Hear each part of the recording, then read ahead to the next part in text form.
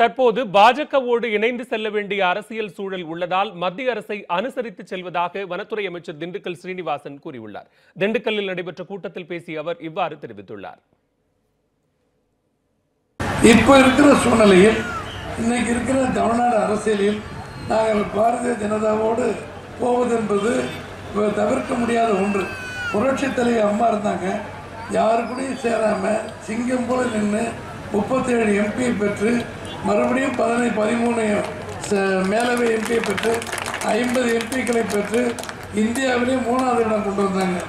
இப்போது அம்மா இறந்ததற்கு பிறகு அந்த துணிவு, அந்த தெளிவு இங்கே இருக்கிற எங்களை போன்றவர்களுக்கெல்லாம் நிச்சயமாக கிடையாது.